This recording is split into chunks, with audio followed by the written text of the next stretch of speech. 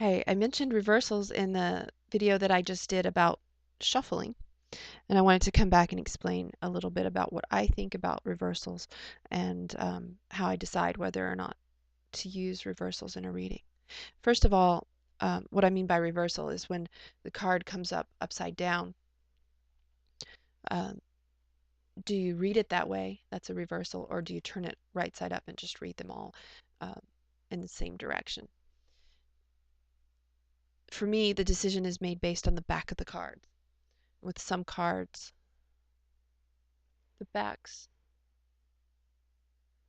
it's hard to see with the glare, but the backs are uniform or a mirror image so that they look the same no matter which direction you turn them. And with other cards, it's very obvious. This one has a little pink dot on one side, so you can tell very easily where the top of the card is.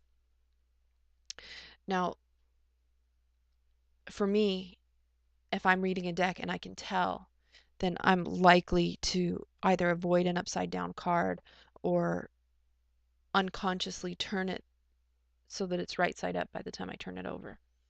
And I think it's very important to take that human um, preference out of the equation and randomize the cards so that the message comes through more clearly.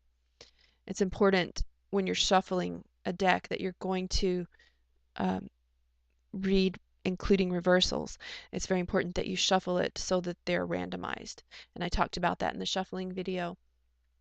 But it's also important that you always turn them the same way when you cut the deck and lay out the cards. You either flip them over um, top to bottom or side to side. You don't go back and forth. And the reason for that is that you want to just take your influence out of it as much as you can and then use your intuition to read the images when they come up. Um, but just keep that sort of human bias out of the way that you lay it out. If your system is always the same, then you're going to get more consistent results. Now, when you get a card that's reversed, you're going to need to consider what that means. And the easy assumption is that a card that's reversed means the opposite, but that's not necessarily true. King of Pentacles, for example, in its upright state, it's a wealthy, stable, you know, usually generous man.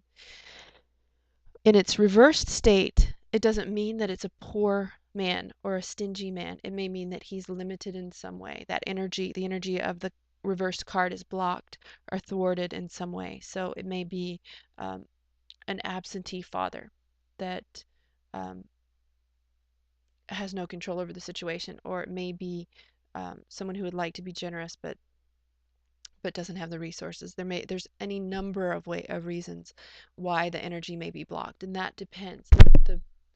The bottom line is that that will depend on the context of the reading, what your question is, what cards surround it. So reversals um, take a little more thought um, and a little more consideration, but they can add so many layers of meaning to your reading. I encourage you to give it a try if you haven't been using reversals. Thank you.